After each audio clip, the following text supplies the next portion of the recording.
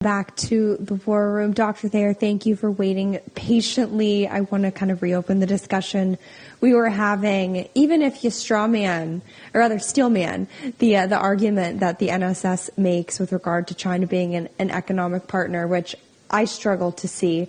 I mean, is it even possible? What do you take of that lens of analyzing China?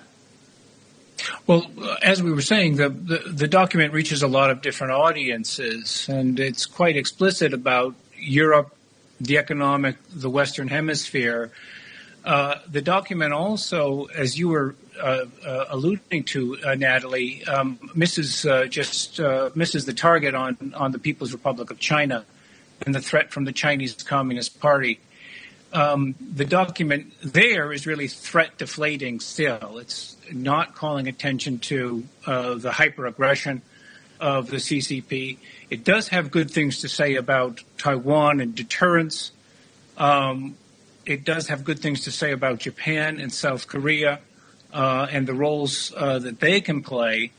But it's really missing the target here on the threat from the 21st century, which is the Chinese Communist Party. So there's a lot that's good in the document. Again, particularly calling out the Europeans for their censorship, their demography, and their immigration. But on the People's Republic of China, there's a lot that should have been added into the document. And, of course, we appreciate that you can't put everything into the document that you want to, but this is a big one. When it comes to this issue, this is the threat of the 21st century.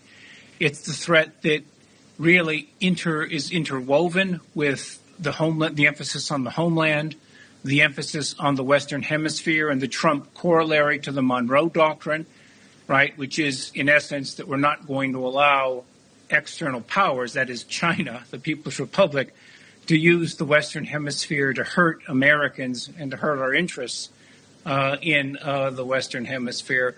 Well, all roads go back to Beijing on that. And to my mind, in my opinion, it should have been drawn out in the document, so that when we reflect on the national security strategy of the U.S. and the audiences that we want to reach with that, it would be quite clear that Washington sees Beijing, really, to borrow from Reagan, right, in 1983, as the center of evil in the modern world.